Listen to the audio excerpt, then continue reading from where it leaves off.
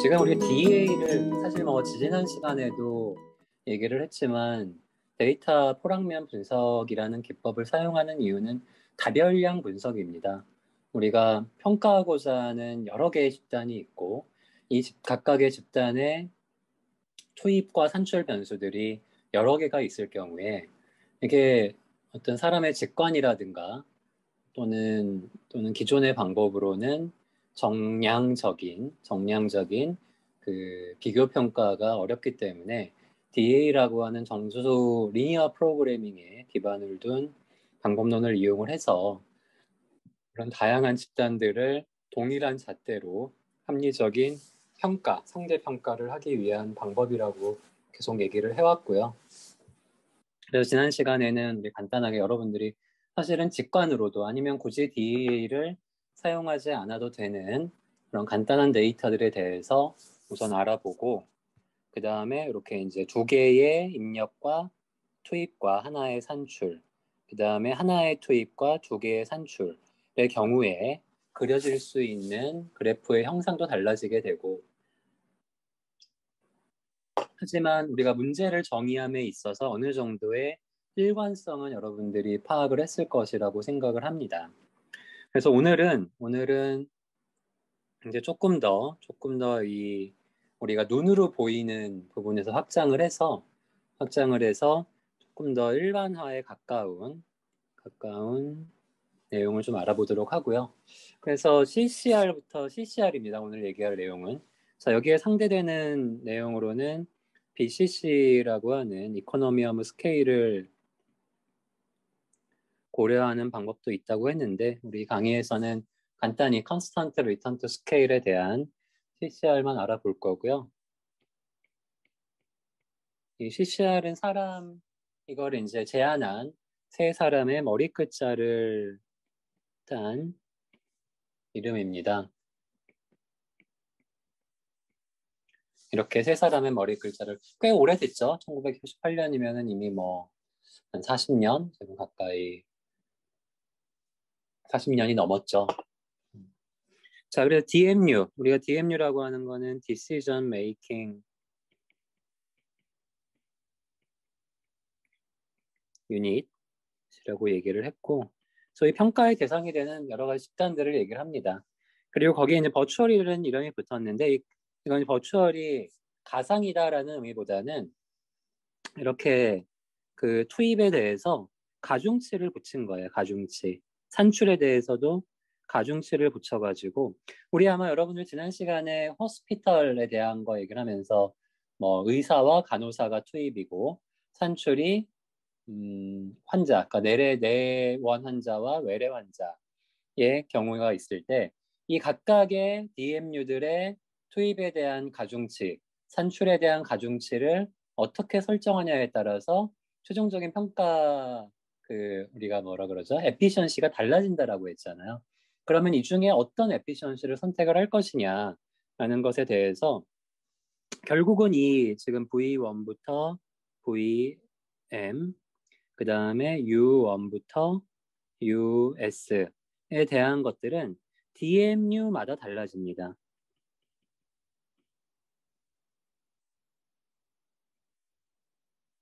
달라지는 값이 돼요. 그 각각이 다른 DMU들의 지표와 비교해서 가장 최선일 때의 그 V 벡터와 U 벡터를 찾아주는 내용이 되고요. 결국은 이 CCR에서는 이 비율, 투입에 대한 산출의 비율을 이 웨이트들을 변경을 해가면서 결국은 리니어 프로그래밍을 이용합니다. 여러분 공학수학 시간에 혹시 배웠나요? 리니어 프로그래밍?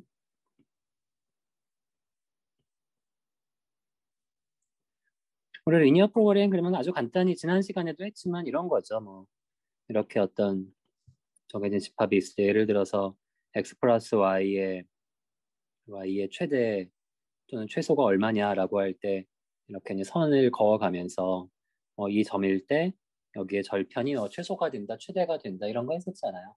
이게 이제 리니어 프로그래밍입니다. 리니어 프로그래밍인데 이게 이제 2차원일 때에는 우리가 이렇게 그래프로 표현을 할 수가 있지만 3차원 이상이 되면은 3차원이면 아마 이제 서피스, 평면과 그러니까 볼륨과 평면의 교점까지는 아마 머리가 좋으면 이렇게 직관화할 수 있을 텐데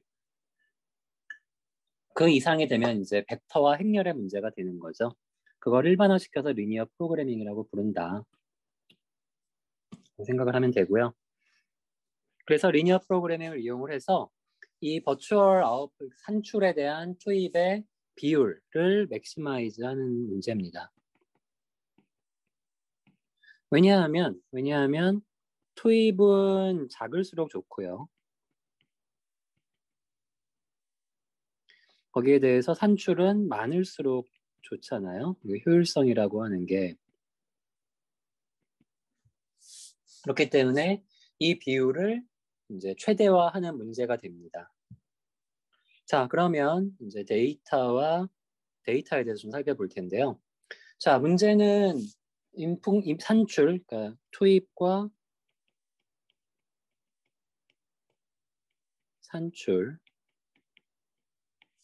대해서, DMU에 대해서 일단 이 뉴메리컬 데이터, 숫자 데이터여야 됩니다. 얘를 많다, 적다, 초록색이다, 파란색이다 이렇게 하면 안 돼요. 이렇게 하면 풀 수가 없고 숫자, 뉴메리컬 데이터 해야 되고 그 다음에 이 각각의 숫자들은 뭐 당연한 얘기지만 어넬러틱인데 이게 어넬러틱인데 이게 아이가 빠졌네. 이렇게도 안 되겠다.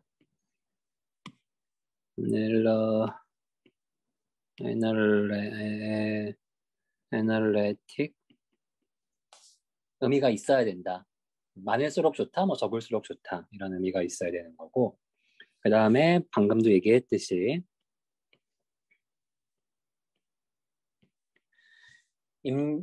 투입은 작을수록 그리고 그 산출은 클수록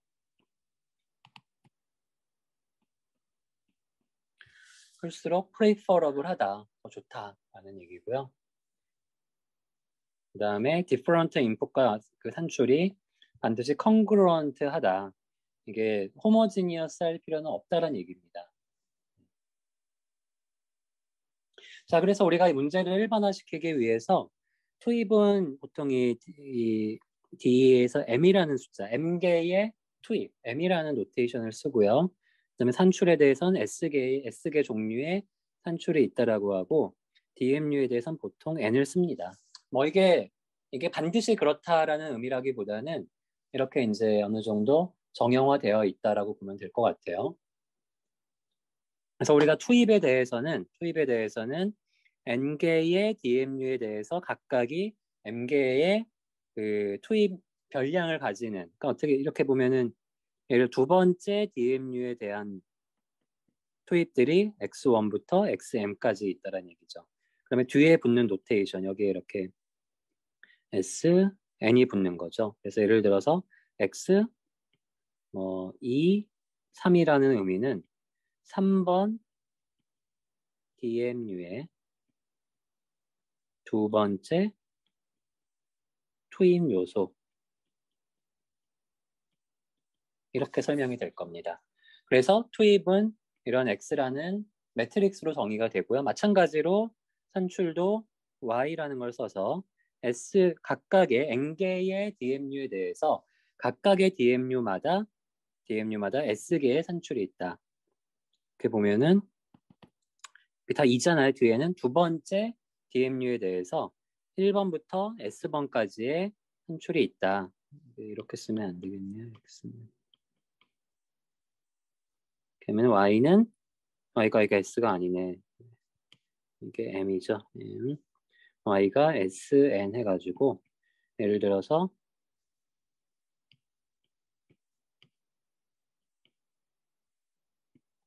Y 3, 1 그러면은 1번 DMU의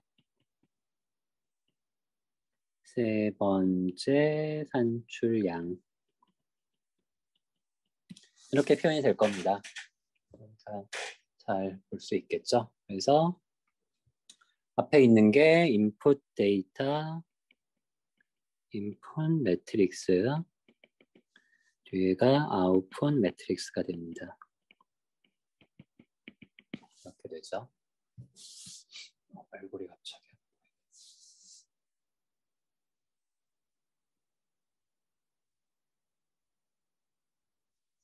잘 보고 있나요?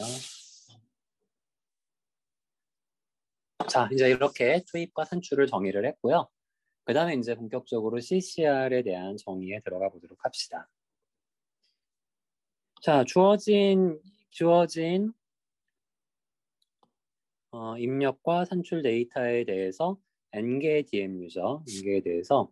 자, 우리는 여기에 대해서 몇 번의 계산을 해야 될까요? 이 웨이트를 찾아내기 위한 계산을 몇 번을 해야 될까요? 채팅창을 열어놨습니다. 자, 여기에 들어갈 숫자가 몇 개일까요? 자, 모든 DMU의 에피션시를 계산을 하려면 여기 제가 뭐 최적화라고 표현을 했지만 아까 그런 리니어 프로그래밍 계산을 몇 번을 해야 될까요? 쉬운 문제인데 DMU가 n개라 그랬잖아요. n개. n번입니다. n번. 주어진 DMU만큼 계산을 해야 됩니다. 각각의 DMU의 에피션시를 계산을 하기 위해서는 각각의 계산을 해야 된다는 얘기예요. 그래서 이거를 우리가 이제 보통 DMU의 DEA의 그냥 교재들을 보면은 이 FP, 뭐 이게 이제 프랙셔널 폼이라 그러는데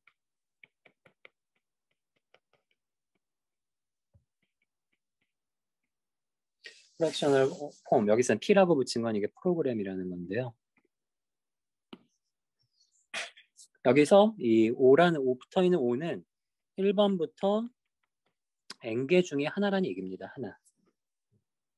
우리가 n번만큼의 계산이 필요하다고 그랬잖아요. 자, 그러면은 뭘 하냐면은 우리가 이 투입분의 산출을 최대화한다 그랬잖아요. 그래서 이 5번째 DMU의 세타를 최대화하는 U 벡터와 V 벡터를 찾는 문제라고 했습니다. 그렇죠? 다시 얘기하면 이게 무슨 얘기냐?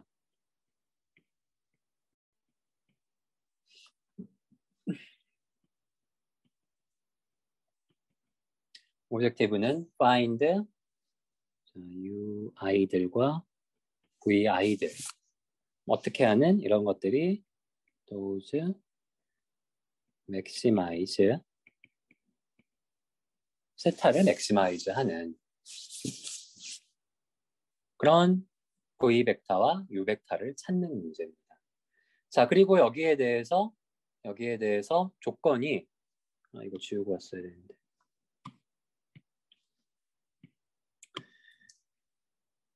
우리가 효율성이라는 거는 100%를 넘을 수 없다 그랬잖아요. 그래서 리니어 프로그래밍에서 U 벡터 공간과 V 벡터 공간을 막 탐색을 하면서 최적의 값을 찾는데 거기에는 이 비율이 즉 세타가 1보다 큰 애들도 있을 겁니다. U, V를 막 랜덤하게 바꿔가다 보면은. 근데 이건 안 된다는 거예요. 그렇기 때문에 제약으로 자 일단 이거는 1보다 작은 거에서 찾아준다. 이게 무슨 얘기냐면은 이 값이 투입분의 산출이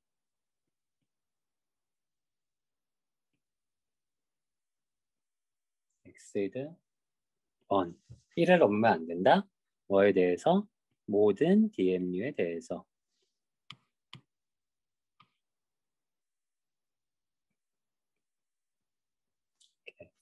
모든 DMU에 대해서 넘으면 안 된다라는 거고요. 그 다음에 이 개수들은 우리가 리니어 프로그램을 풀기 위해서는 non 네거티브 조건이 있습니다. 이거는 뭐 음수는 허용을 하지 않는다는 얘기예요. 다시 바꿔서 얘기하면은 투입과 산출이 각각의 요소에 대해서 음의 기여를 하는 건 인정하지 않는다라는 의미 정도로 보면 되겠습니다. 따라서 우리가 어떤 주어진 DMU5에 대해서 이걸 만족하는, 그러니까 이거를 최대화하면서 이런 서브젝티브들을 만족하는 세타 값을 보통 우리가 최적화 값 얘기할 때 이렇게 스타를 붙입니다. 이거는 아무리 커도 1을 초과하지 못한다 라는 의미가 되겠습니다. 이거 우리가 그냥 여러분들 이해하기 쉬운 고등학교 때 배운 이게 프랙셔널 프로그램이 저도 정확히 이 정수 이론에서 뭔지는 잘 모르지만 이렇게 표현이 되는 거를 우리가 이제 리니어 프로그래밍 형태로 바꿔줘야 됩니다. 그래서 뭐 사실은 수학적으로 전혀 달라지진 않아요. 수학적으로 달라지진 않는데 프랙셔널 폼을 리니어 폼으로 변경을 해줍니다. 그래서 이제 여기서 우리가 FP에서 LP로 오죠. 이게 리니어라는 의미입니다. 리니어.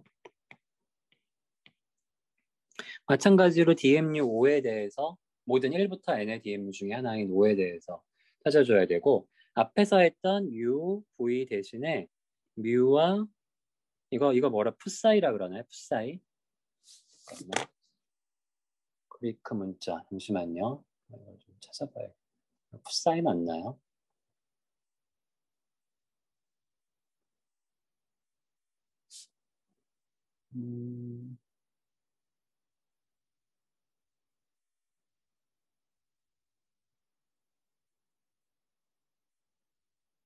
메스 잠시만요. 아니면 여기서 찾아봐야겠다.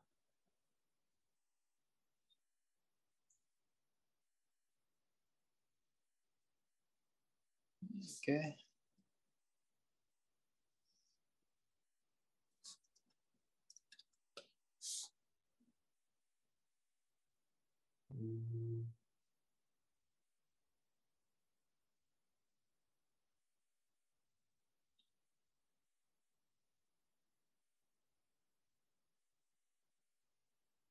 이게 인터넷 방송이었으면 방송 사고가 되겠네요. 잠시만요.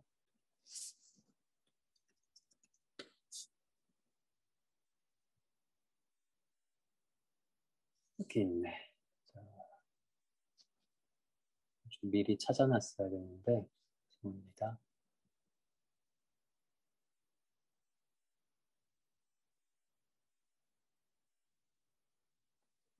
이렇게 놓지 않겠네. 아, 여기 있다. 그러니까 이걸 옵실론 이게 비슷하게 생겨가지고 누 옵실론 뉴 누겠네요. 뉴 맞아요? 뉴 이렇게 부르나요? 뮤와 누라고 합니다. 참. 자, 어쨌든 뭐 이렇게 바꿔서 합니다. 리니어 프로그램에서 바꿔서 자 그러면은 우리가 위에서는 세타를 맥시마이즈하는 U와 V를 찾는 문제였다라고 하면은 이제 여기서는 우리가 분모가 없어졌어요. 투입이 없어졌는데 그 투입이 어디로 갔냐? 여기로 갑니다. 이게 무슨 얘기냐면 투입을 1로 고정을 하는 거예요. 투입을 1로 고정을 합니다. 고정을 시키고 그 다음에 한번 위랑 비교를 해볼게요. 투입보다 산출이 1을 초과할 수 없다라는 조건은 이 분모를 오른쪽으로 옮겨서 이러한 형태로 바뀝니다. 그러니까 크게 바뀐 게 없는 거예요, 사실. 그냥 U가 뮤로 바뀌고 V가 누로 바뀌고 그 다음에 목적 함수에 있던 분모를 이렇게 1이다라고 하는 컨스트레인트로 고정을 시키고 그 다음에 그 산출이에서 에피션시가 1을 초과할 수 없다라는 거를 분모에 있던 걸 분자로 옮겨주고 나머지 이 개수들이 이 뮤, 뉴 벡터의 각 항들이 난 네거티브라고 하는 컨디션은 그대로 옮겨오게 됩니다. 그래서 자, 이 CCR 에피션시에 대한 몇 가지 정의를 좀 살펴보자라고 하면 첫 번째로 그 DMU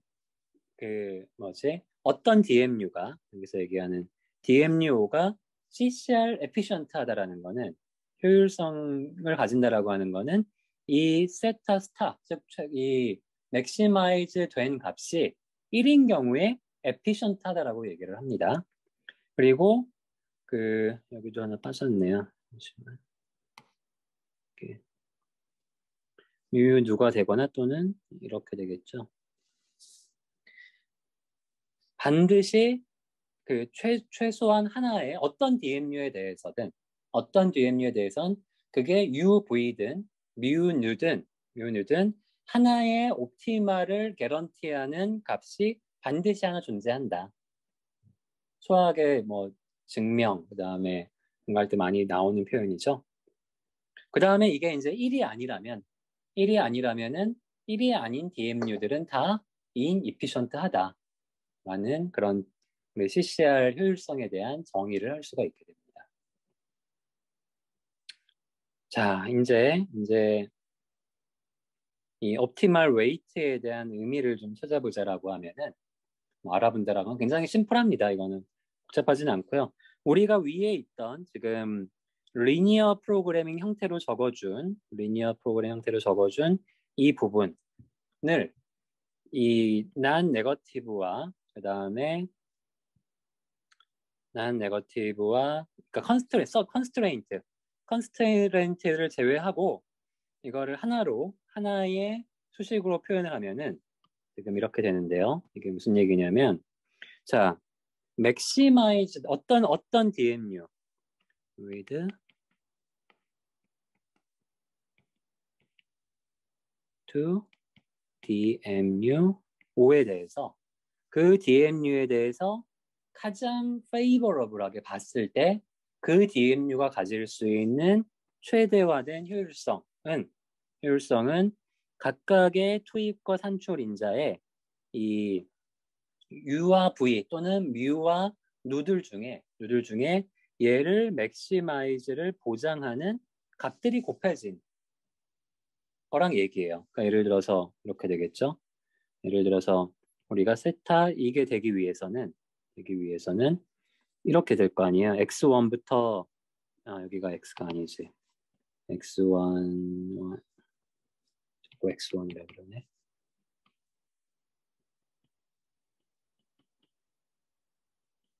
쭉 해서 y 이거 s를 쓴다 그랬잖아요. ys 그 다음에 x1 x2 쭉쭉쭉 해서 x는 m개까지 있을 수 있고요.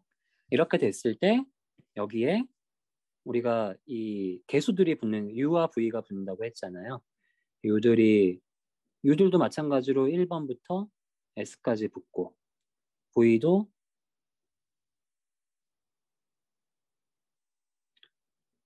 s까지 이렇게 붙을 텐데 자, 이렇게 되는 u 벡터와 v 벡터들은 무한히 많을 거 아니에요. 그렇죠?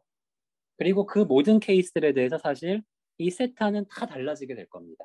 그 중에 얘가 맥시마이즈가 되는 U와 V의 어떤 하나의 유니크한 솔루션이 있을 겁니다. 그게 이렇게 붙는 거가 되겠죠. 그 유일한 얘를 맥시마이즈에는 U 벡터와 V 벡터가 여기에 이렇게 들어오는 겁니다. 그랬을 때 그 DMU에 대해서 maximized 된 세타가 존재한다. 그리고 그 값이 1이면은 그 DMU는 efficient하다고 하고 그 DMU가 1이 아니라면은 그건 전부 다 inefficient하다가 이 CCR의 의미가 되겠습니다. 그리고 우리가 앞에서 분모는 1로 가져간다고 했으니까 결국 지금 CCR에서 우리가 풀 문제는 이걸 푸는 게 되는 겁니다. 어떤 DMU5에 대해서 이 최대를 만족하는 웨이트들을 찾는 문제라는 거예요. 자, 이게 이제 사실 문제의 정의에 대한 모든 것들이 되겠습니다. 자, 이제 좀 단순화시켜가지고 좀 설명 가능한 문제들을 살펴볼게요. 자, 먼저 다시 쉬운 것부터 접근을 하겠습니다. 가장 쉬운 것부터. 하나의 입력과 하나의 출력을 알아볼게요. 자, DMU는 우리가 앞에서 이제 했던 노테이션들을 한번 우리가 익숙해져. 1번부터 쭉 해가지고 이게 이제 n번, n이 여기서는 8이 되겠네요. 8개의 입력과. 그 다음에 산출이 이제 투입과 산출이 각각 1번부터 쭉 가잖아요. 가서 이제 투입은 m개라고 하고 산출은 s라고 했는데 여기서 m도 1이고 이 문제는 s도 1입니다. 하나씩밖에 없는 거예요. 자, 그러면 우리가 앞에서 이걸 그대로 가져와 볼게요.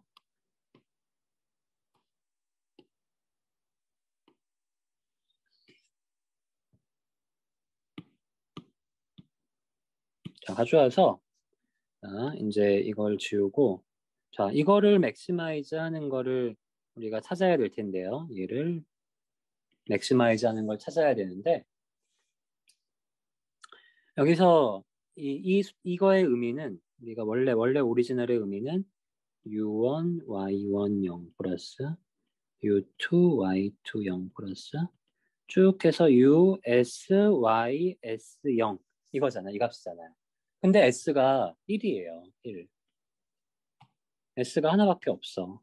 그러니까 결국 이 문제에서의 세타는 그냥 u의 y 하나밖에 없는 y를 곱하는 문제고 그게 곧 이렇게 되고 왜냐? 지금 우리가 이제 a에 대한 DMU a에 대한 효율성을 계산을 해보자라는 거거든요. 그래서 요 값이 이렇게 들어오게 되는 겁니다. 자, 그다음에 자 이거 지우고요. 자, 싹 지우고 이제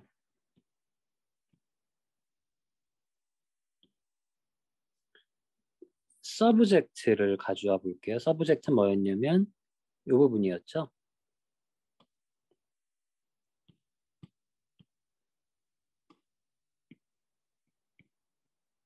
자, 이게 서브젝트가 뭐가 돼야 된다?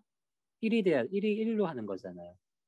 근데 이거를 또 마찬가지로 다 써보면은 v1, x1, 0 플러스 v2, x2, 0 플러스 해서 우리가 전체 포뮬레이션에서는 m개, x, m, o 이렇게 되죠. 근데 뭐예요? m이 얼마? m이 1이잖아요. 거의 하나밖에 없어. 요거 하나밖에. 그게 1이어야 돼. 그게 요 조건입니다.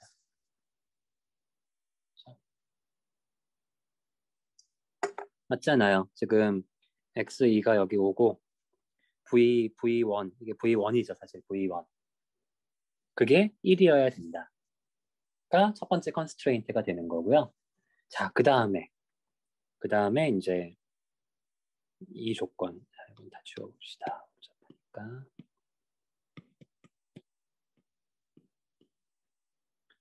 자, 이거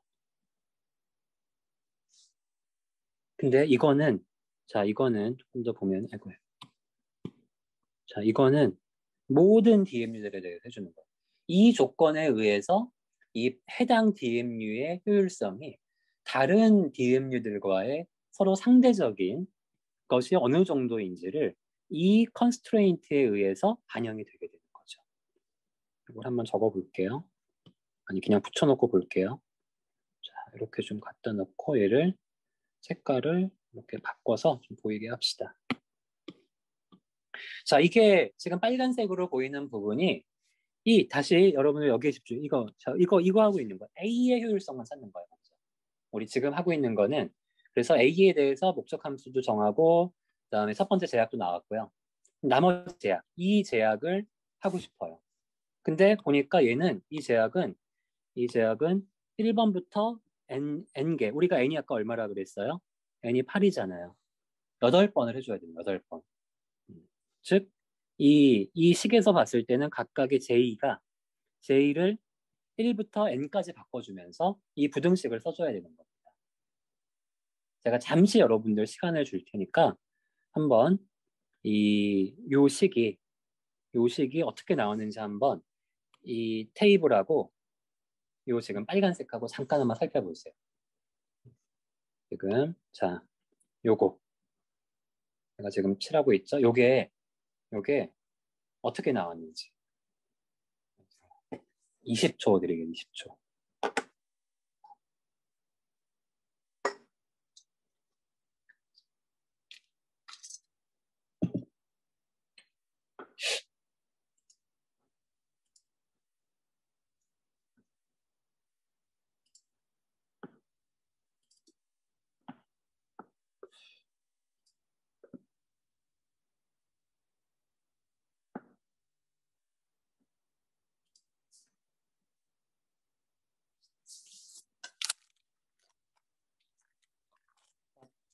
어떻게 나온 건지 알 것 같아요. 3분의 1 정도가 고개를 끄덕이고 있고요. 사실 뭐 어려운 얘기하고 있는 건 아니니까요. 우리가 어려운 얘기는 아니니까 자 봅시다. 자 먼저 그럼 우리가 사실 이거를 이해를 해야 우리가 이제 뒤따라 여러분들이 나중에 이제 DMU, DEA에 더 깊게 공부를 하건 아니면은 그냥 어디 가서 DEA에 대한 설명을 할 때 사실 딱 여기까지만 이해를 하면 여러분들이 다 설명을 하고 물론 이제 제가 오늘 말미에 얘기할 이제 CCR의 좀 릴렉스드 된 형태까지 가면 이제 좀 여러 가지 그 사항들이 추가가 되면서 사실 어려운 이론으로 발전이 되기는 하지만 사실은 여기까지 이해를 하면 DEA가 이런 리니어 프로그램을 푸는 거구나. 자, 무슨 얘기를 하려고 했냐면요. 자, 요 식이 어떻게 나온지만 보면 나머지를 다 알 수 있을 거예요. 자, 우리가 아래에서 J를 1부터 N까지 간다 그랬잖아요. 그러니까 지금 여기서 우리가 A에 대한 제약을 썼다라는 거는 J가 1부터 N개 중에 A에 대해서 본다라는 얘기입니다. 사실 뭐 A 하면서 A를 보니까 그렇긴 한데 그러면은 J를 1로 선택을 하면은 밑에 있는 식, 빨간색으로 된 식이 써볼게요. 그대로 조금 줄여서라도 mu1 y11 플러스 쭉쭉쭉 해서 mu s y s1이 nu1 x11 플러스 쭉 해서 nu m x m1이잖아요. 그렇죠? 근데 알다시피 지금 이 문제는 s하고 m이 다 1입니다. 그러니까 이건 뒤엔 다 지워지는 거죠. 이렇게 지워지고 이것만 남았어요. 자, 그리고 그러면 이제 다시 그럼 mu1에 y11이 뭐예요? y11이 a에 대한 거니까 얘죠. 그렇죠? 1. 그리고 이게 지금 u1이 아니고 우리 u 보일 수 있는 u 보이 mu 누는 잠시 끊겼습니다. 어디까지 들었어요, 혹시?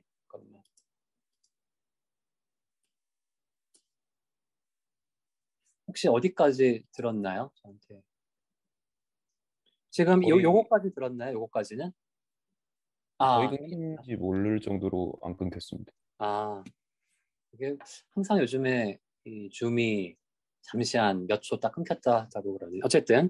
자, 그래서 X11이 얼마예요? X1은 첫 번째 DMU의 자, 요 뒤에 원이 우리가 A라는 의미고요. 앞에 1이 첫 번째 속성인 그 투입인데 투입이 하나밖에 없잖아요. 그래서 이가 오는 거죠. 이렇게.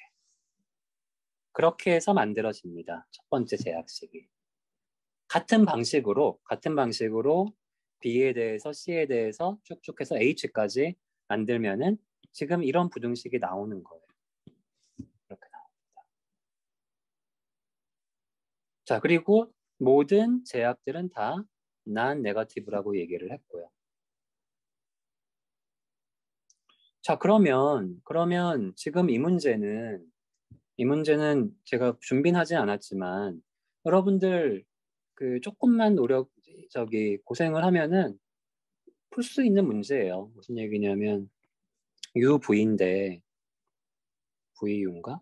상관없습니다.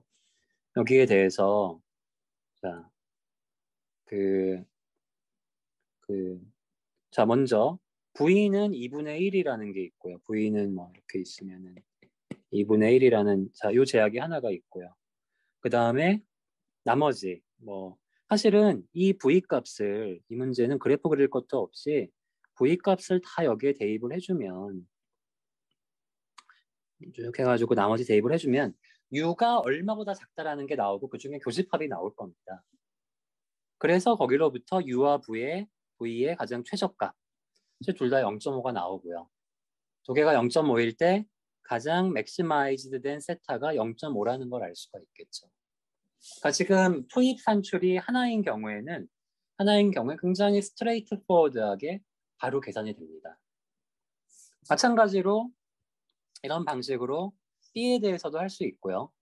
여기에선 이제 목적 함수하고 이 V에 대한 제약만 바뀔 뿐 나머지 이 부등식에 대한 제약 그 컨스트레인트는 앞에 거랑 똑같아요. 바뀌지 않아요. 계속 반복이 되는 겁니다. 모든 것에 대해서. 그리고 그 부등식에 의해서 이런 식으로 값이 찾아지고 세타 찾아지고 자, 공교롭게도 B는 지금 이제 규율성 1이 나왔네요.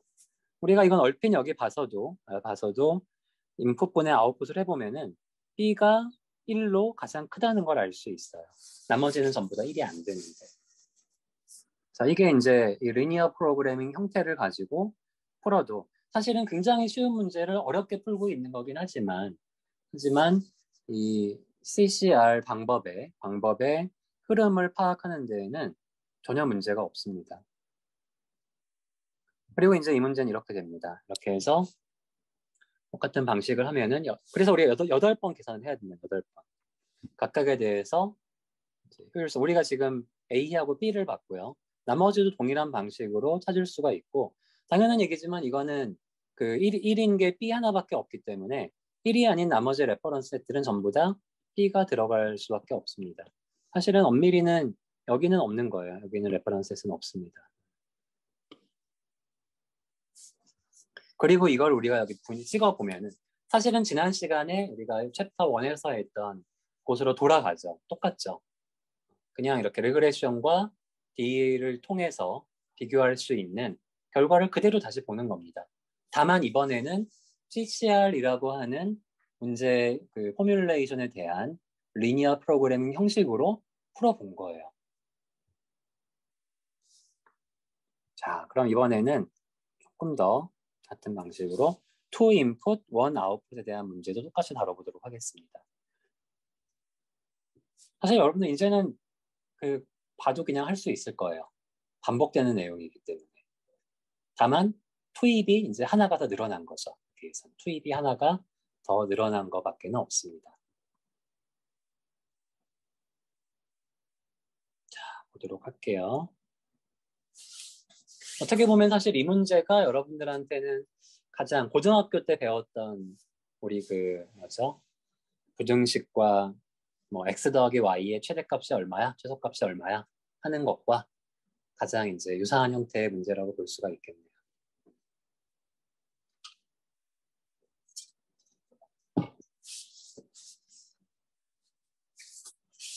자, 여기서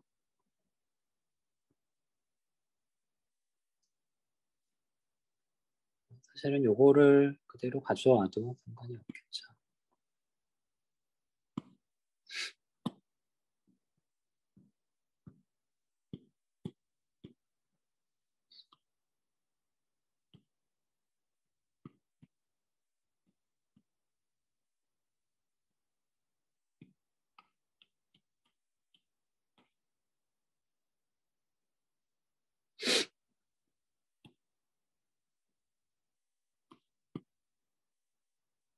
자, 이걸 푸는 거예요. 그게 되지 않습니다. 이제 이거를 1로 하는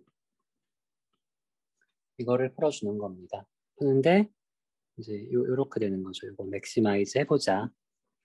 이번에는 사실 y는 하나기 때문에 바뀌는 게 없어요. 자, 먼저 a에 대해서 a가 지금 여기잖아요. 그래서 일단 요 식에 대한 표현인 여기가 u가 사실은 1 곱하기 1이란 얘기예요. 그래서 1이 여기 이렇게 오는 거고요. 그 다음에 이 제약에 대한 표현이 이렇게 됩니다. 이제 뭐 어렵게 볼 필요 없죠. 4가 이렇게 오고 3이 여기 오는 거죠.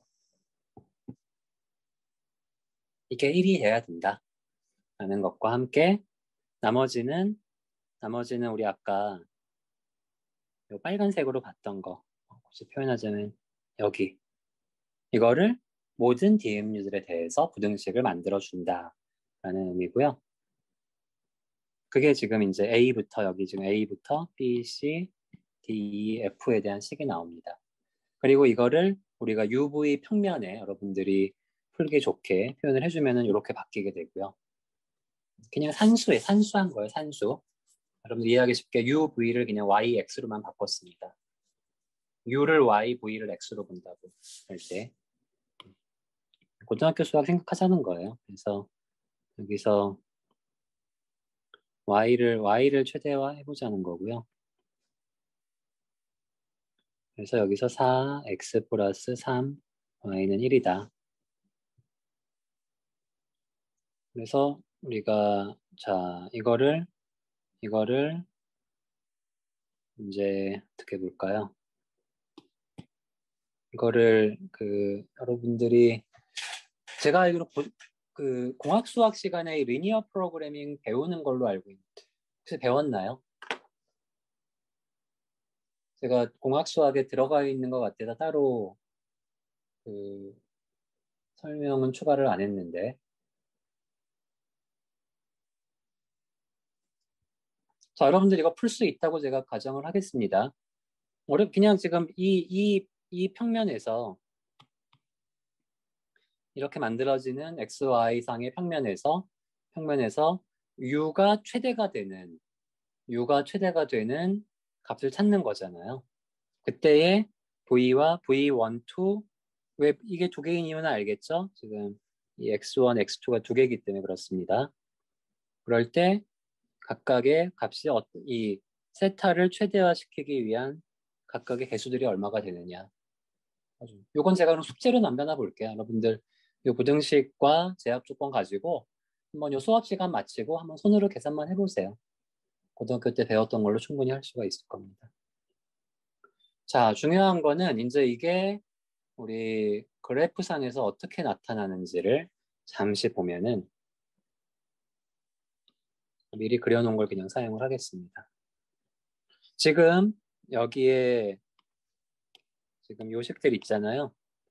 6개의 라인이 지금 여기 보면은 각각 A부터 A, B, C, D, E, F의 식으로 만들어지고 그 각각의 모든 평면들은 전부 다 이쪽 영역이 프로덕션 파서빌리티 셋이라고. 이건 왜냐면 지난번에도 우리 지난 시간에도 했었잖아요. 동일한 그 출력에 대해서 산출에 대해서 입력과 입력 초입은 작을수록 좋다. 아니 이제 반대죠. 그렇죠. 작을수록 좋아서 이 어떻게 보면은 이거의 바깥쪽에 이쪽 언저리에 만들어지는 그러니까 여기선 정확히 얘기하면은 이쪽 영역이겠죠. 이쪽 영역이 사실은 이 그래프에 의해서 만들어지는 베스트보다 더 좋은 영역이기 때문에 이쪽으로는 갈 수가 없는 거예요. 우리가 갈 수 있는 영역은 이쪽 영역이라는 얘기를 지난번에도 했었죠. 이쪽에 이제 그 유효 평면이 구성이 될 거고요.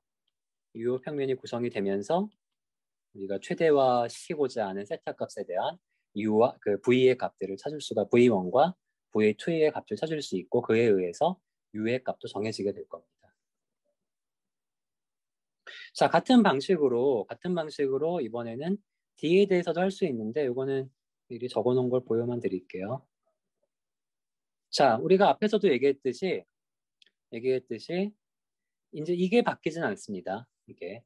이건 계속 반복. 즉 지금 이 그래프에서 보이고 있는 이 영역은 안 바뀌어요. 그대로 갑니다. 그대로 가면서 다만 맥시마이즈 시키고 여기서는 미니마이즈로 바뀌게 되는데 왜냐하면 지금 여기서 이 양변을 우리가 조금 더 힌트를 드리자면 이걸 다 U로 나눠주게 되면은 이쪽이 U로 가면서 U를 최대화 시킨다라는 거는 이걸 미니마이즈 시키는 거기 때문에 지금 이 4x 더하기 3y 또는 4y 더하기 3x 값을 미니마이즈 시키게 된다는 얘기예요. 이걸 조금 더 표현해 보면은 v1을 4x, 3y는 이거를 미니마이즈 시키는 문제이기 때문에 이 값을 우리가 t로 설정을 하면은 y 이꼴 마이너스 3분의 4x 더하기 3분의 1 t가 돼서 이 마이너스 그래프의 기울기가 뭘 어떻게 해볼까? 잠깐만요. 하나 선을 긋고 해봅시다. 마이너스 3분의 4니까 대략 이런 그래프겠죠? 얘를 이렇게 움직이면서 가장 이 영역에서 최소화가 된 여기 사실 그래프가 있네요. 이게 이 노란색 그래프인데 똑같은 기울기를 그려볼게요. 자, 이런 기울기예요. 얘를 이렇게 움직이다가 여기에 닿았을 때 이 값이 되는 거죠. 이게 미니마이즈가 된 건데 그게 이제 3분의 1 t인 거죠. 이제 거기에 대한 t 값을 찾아주면은 이게 그 세타를 맥시마이즈 해주는 값으로 찾을 수가 있게 되는 겁니다. 그래서 이 문제에서는 이 포인트가 여기서 우리가 P3라고 했는데 요점입니다. 요점 미리 찾아놨는데 이 포인트에 찾아지고 이게 각각의 값이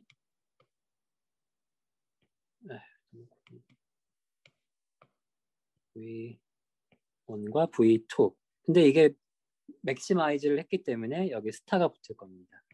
그렇게 되는 거죠. 그리고 그때의 U 값을 찾아주면은 여기로부터 U 스타가 찾아질 거고 U 스타가 찾아지면은 그게 우리가 찾고자 하는 세타가 되겠죠. 세타 스타가 되겠죠.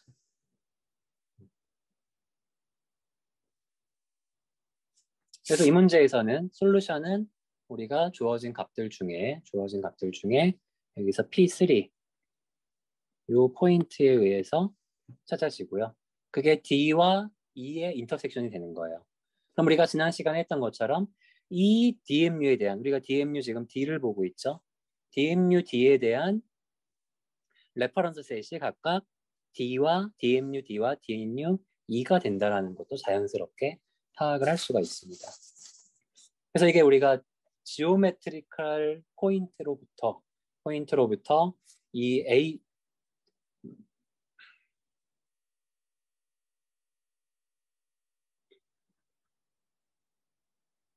잠시만요.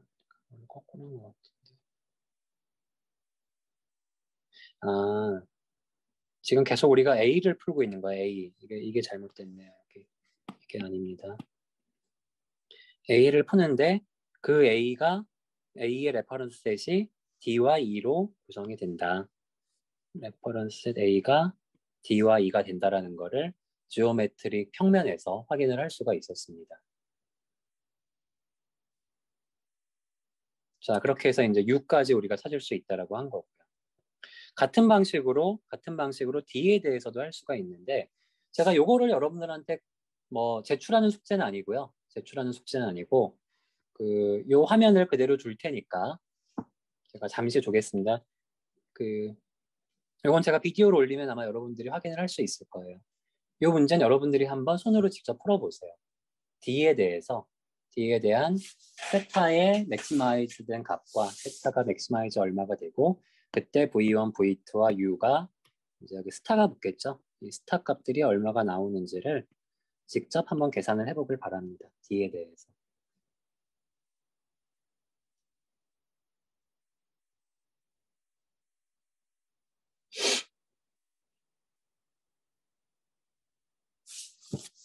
자, 이걸 해보고 나서 제가 다음 시간에 여러분들한테 한 가지 사항을 더 얘기를 할게요. 이걸 하고 나면 여러분들이 조금 교수님 이거 좀 이상한데요 라고 할 게 딱 하나 있습니다. 계산해 보시고요. 제가 그 부분에 대해서는 다음 시간에 추가 설명을 할 테니까 이 문제는 제가 다시 한번 정리를 하면은 여러분들 그냥 핸들라이팅 제출한 숙제 아닙니다. 그거를 어떻게 해볼까요? 제가 요 테이블 하고요.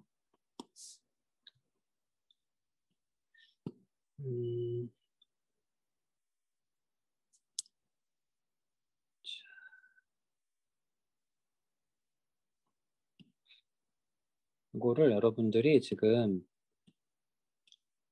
이게 조금 바뀌었네.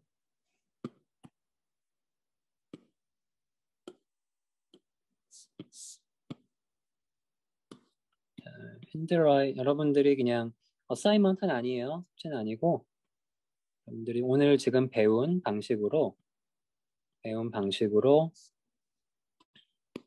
자 문제는 요거 하고요. 그 다음에 여기에 대해서 좀 내려봅시다. 이게 3이구나. 이건 하니까 돼야지.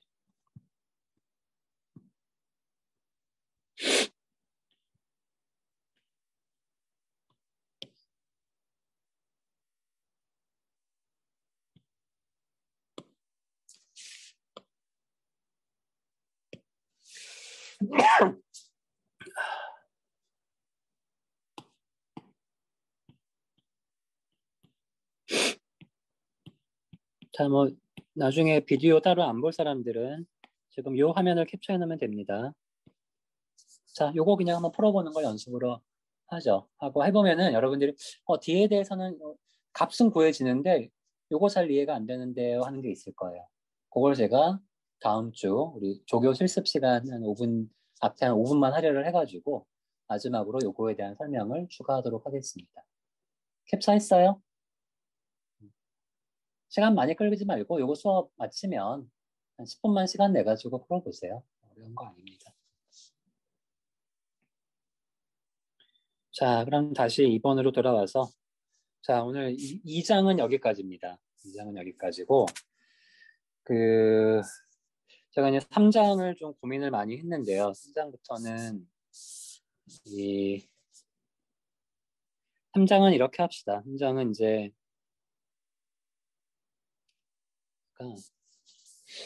본격적인 D는 이렇게 시작이 된다라는 정도만 전달을 하고 DEA에 대한 이론은 마치도록 할게요. 여러분들이 아마 기본적인 DEA에 대한 이론은 이제 우리 앞에서 했던 문제를 포뮬레이션하고 포뮬레이션된 문제를 리니어 프로그래밍 코드로 이제 풀 수 있는 것까지는 된 거고요. 그거를 좀 더 확장하기 위한 내용을 맛배기만 조금 보여주는 것으로 하겠습니다.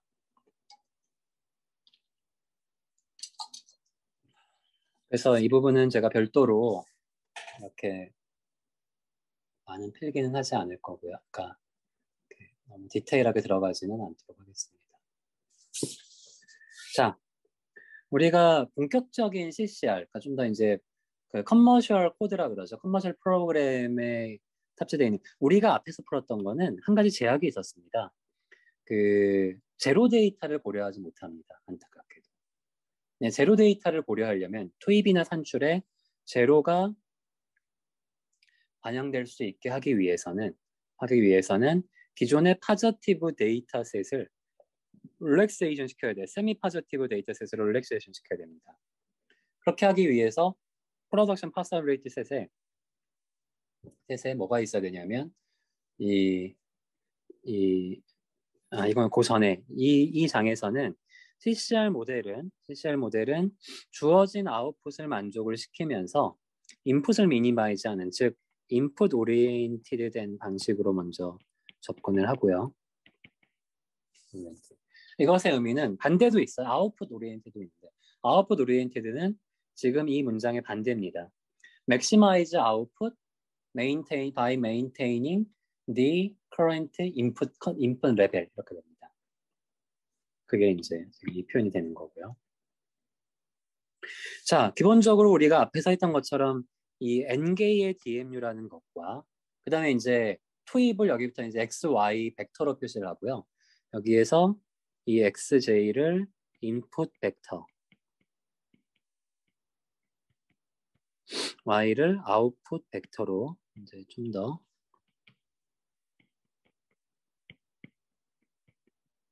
당연히 여기에 j는 1번부터 n까지 바뀌게 되고 인풋 벡터의 차원은 m 우리가 앞에서 했던 대로 아웃풋 벡터의 디멘전은 s가 됩니다.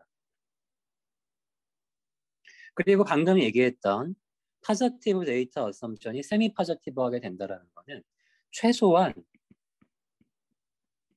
at least one positive value가 존재한다. value exists in both input and output. 자, 요거를 조금 역으로 생각해보면 인풋과 아웃풋이 전부 다 0으로 되면 풀 수 없는 문제고 당연히 최소한 투입과 산출에 0이 아닌 값이 적어도 하나는 존재한다 라는 게 되는 거고요. 그 다음에 뭐 당연히 이 인풋 벡터 사이즈가 이제 m 차원에 속하게 되고 s 차원으로 이루어지는 아웃 벡터가 s 차원 그 다음에 각각은 리얼 넘버를 가질 수 있다 이렇게 표현이 됩니다. 그 다음에 우리가 여러분들 지난 시간에 이제 몇몇 학생은 또 궁금해하기도 했던 프로덕션 파서빌리티 셋이라는 거는 우리가 다루는 이 DMU에 속하는 투입과 산출 벡터가 가질 수 있는 프로퍼티들이 있는데, 첫 번째는 그 XJ, YJ 매트릭스가 반드시 P에 속한다. 당연한 얘기죠. 근데 여기서 확장을 해서 이 컨스턴트 리턴트 스케일에서는 이게 굉장히 중요한 건데요. X, Y 벡터의 상수배 T만큼을 곱한, 여기에 이제 이게 N이 스칼라 벡터, N이 스칼라 파저티브 스칼라가 되더라도 얘는 프로덕션 파서빌리티에 속한다. 이런 거 있었잖아요. 지난번에 이렇게 점을 했는데, 이게 이 중에 가장 효율성이 높은, 이렇게 될 경우에, 자, 이 얘기는 뭐냐면 우리가 이 안에 있는 어떤 이러한 DMU를 하나 봤을 때 이게 XY예요. 그러면 여기에 TX, TY를 곱한 점도 이 영역에 속한다라는 겁니다. 우리가 이게 이제 2차원상에서는 이렇게 당연하게 보이지만 사실은 당연하진 않아요. 이게 복잡한 차원에서도 3차원 이상에서도 성립된다라는 거는 사실은 굉장히 중요한 그런 프로퍼티가 되는 거고요. 그 다음에 마찬가지로 any semi-positive activity x바 y바, 여기서 x바 y바는 뭐냐면은 적어도 모든 x들보다는 클 수 있다라는 겁니다. 투입이 클 수 있다라는 거는 덜 효율적이 된다는 얘기고요.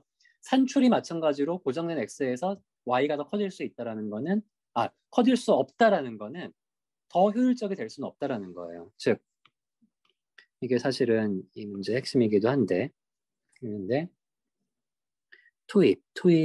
이 투입은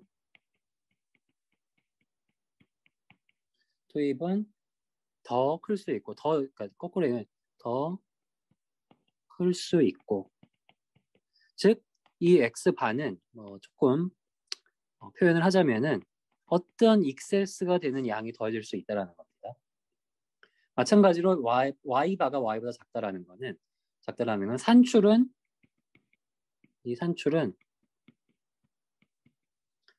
초과할 수 없다. 반드시 이 y보다 작아야 된다.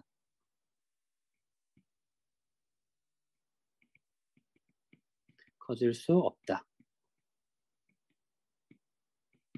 되면서 이 얘기는 뭐냐면은 y반은 여기에 반드시 shortfall,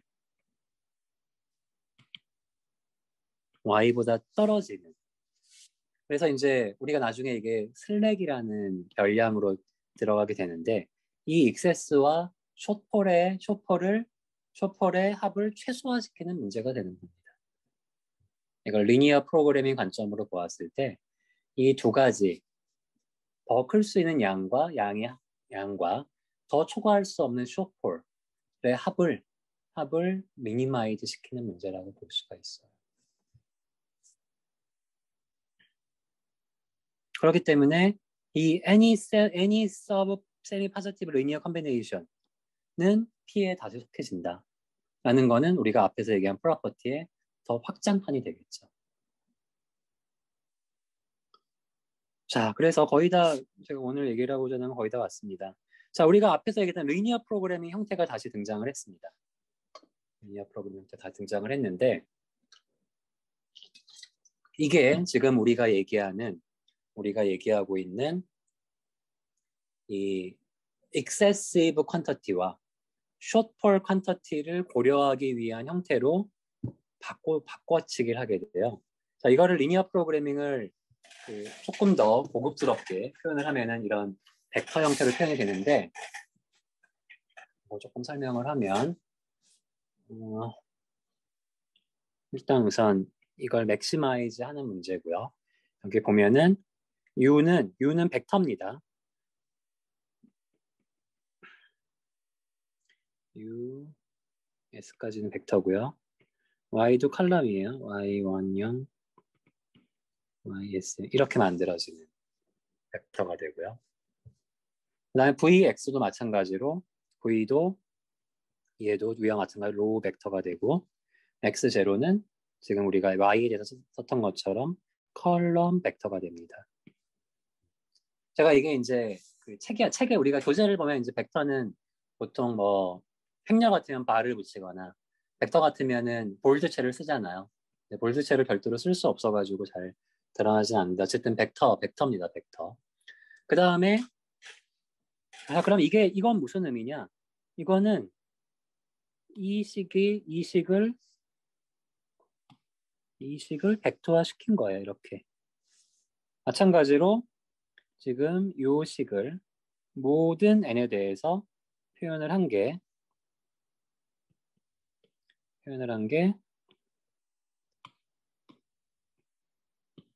이 식이 됩니다.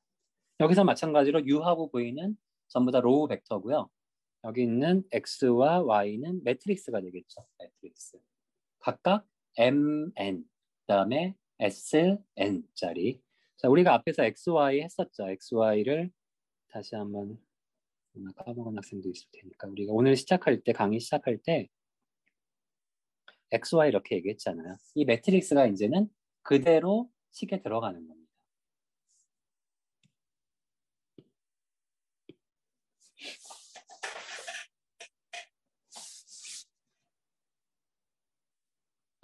그리고 여기서 XY, UV는 이제 방금도 얘기했던 것처럼 모두 벡터가 되는 거고요. 자, 이제 여기서 조금 점프가 일어나는데요. 점프가. 우리가 리니어 프로그래밍의 이제 그 이론 중에 듀얼러티라는 게 있어요. 듀얼러티.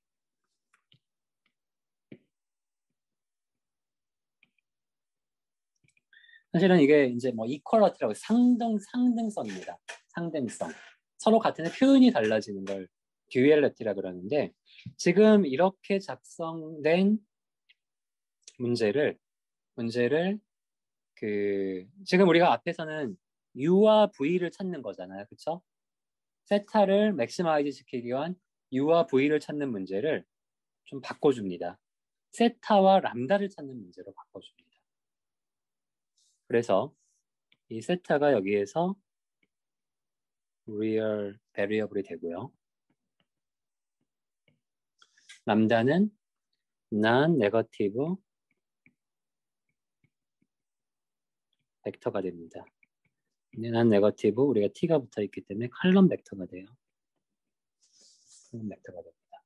그리고 여기에 대한 듀얼 리니어 프로그램이 이제 이런 식으로 표현이 됩니다. 이거는 사실은 이 중간의 과정은 DEA의 교재엔 더 이상 등장하지 않고요.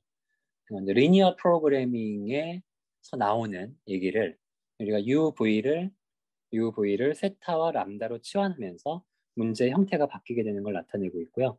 이거는 지금 우리가 두 개를 써놓고 보면은 그대로 이렇게 매핑이 되는데 UY0이 세타로 바뀌게 되고요. 그리고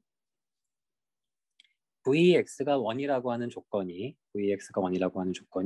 각각 컬럼 로우 벡터인 세타, 스칼라 값인 세타와 컬럼 벡터 X, 그다음에 초입에 대한 매트릭스 X, 로우 벡터인 람다 표시가 되고 난 네거티브 컨디션이 그다음에 이 부등식 조건이 우리가 앞에서는 이거를 8번을 했어야 되잖아요. 그렇죠?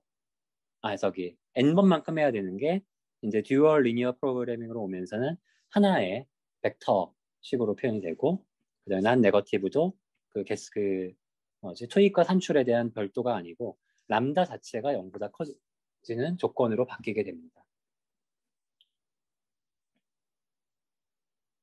이걸 우리가 이제 듀얼러티를 이용한 문제가 변환이 된 거라고 볼 수가 있어요. 자, 그리고 여기서 이제 중요한 내용 중에 하나가 우리가 앞에서 얘기한 이제 여기에 뭐가 추가가 되냐면 이렇게는 안 되겠다. 여기서 이 세타 x0 마이너스 x 람다 이것이 우리가 0보다 커야 된다 그랬잖아요. 이게 뭐냐면 s 마이너스가 돼서 이게 S-가 excessive 양입니다. excessive 양, 투입에 대한 우리가 앞에서 얘기했던.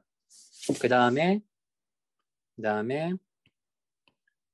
Y 매트릭스에 람다 벡터가 곱해지고 여기에서 Y0 컬럼 벡터가 빼진 양이 S 플러스가 됩니다.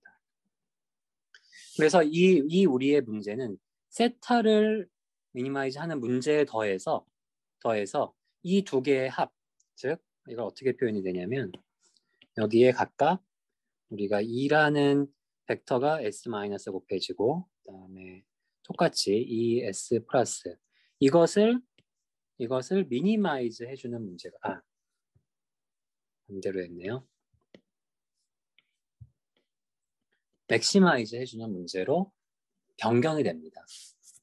그래서 여기부터는 실제로 그 똑같은 어떤 그 에피션트를 가지게 되더라도 보통은 우리 이 값에 따라서도 달라지게 되는데 보통은 이제 1로 가정을 합니다. 이 숫자는. 그래서 결국은 S-와 S+를 더한 값이 맥시마이즈가 되는 또는 얘의 음수를 붙여가지고 이것이 미니마이즈가 되는 문제를 풀어주게 됩니다. 자, 여기까지만 얘기할게요. 하고 다음 시간에 제가 시간이 되면은 요거에 대한 실제 문제 사례를 하나만 더 소개를 하겠습니다.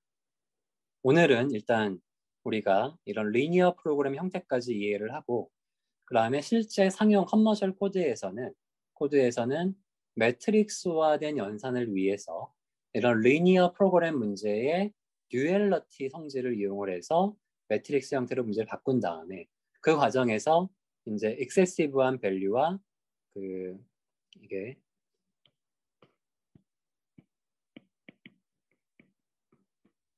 그다음에 숏폴 이 두 개의 합을 맥시마이즈 시키는 문제로 어떻게 보면 문제의 단계가 추가가 된다고 보면 됩니다. 그러면 오늘은 간단하게 프로그램 설치하는 장소와 데이터에 관해서만 말씀을 드리도록 하겠습니다.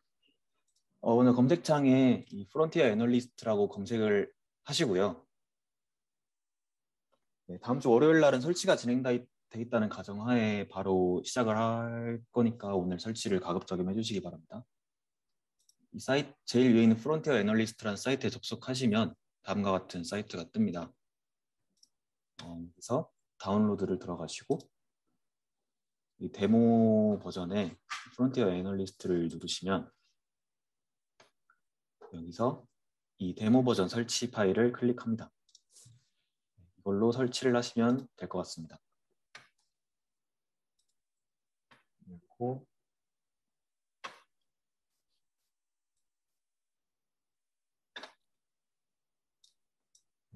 쭉 진행해서 저는 깔려 있어서 일단 그냥 따라가서 넥스트 누르면 다 깔리면 될 것 같습니다.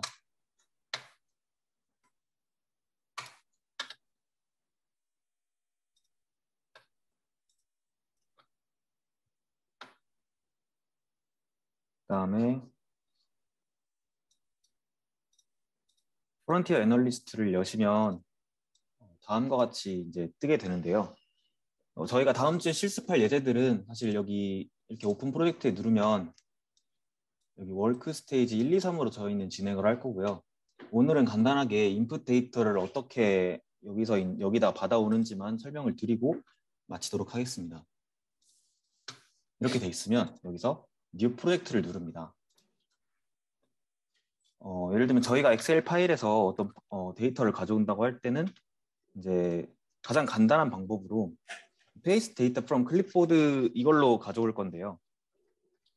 예를 들면 뭐 엑셀에 다음과 같이 데이터가 있다고 치면 여기서 일부를 읽어서 그냥 컨트롤 C를 누릅니다. 누른 상태에서 엑셀 창을 내리고 여기서 넥스트를 누르면 타입이랑 로테이션이랑 델리미터가 알아서 이렇게 설정이 되는데 그냥 이대로 따라가시면 알아서 얘가 인식을 하게 됩니다.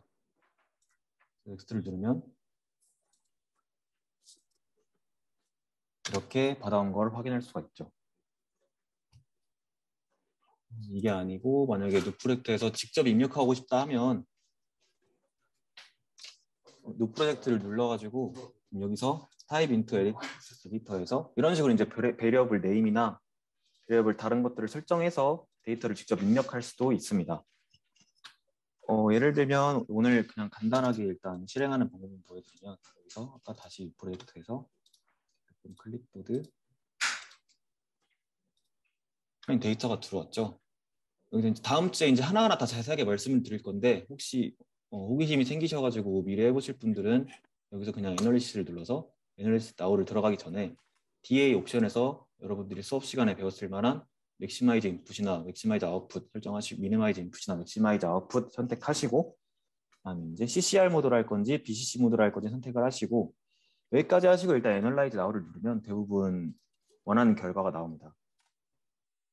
여기서 많이 프론티어 그래프나 그런 걸 보셨을 건데 저희가 아직 인풋이나 아웃풋 그런 거 선택을 하지 않았기 때문에 그 그래프가 지금 2차원으로 그려지지 않을 거예요.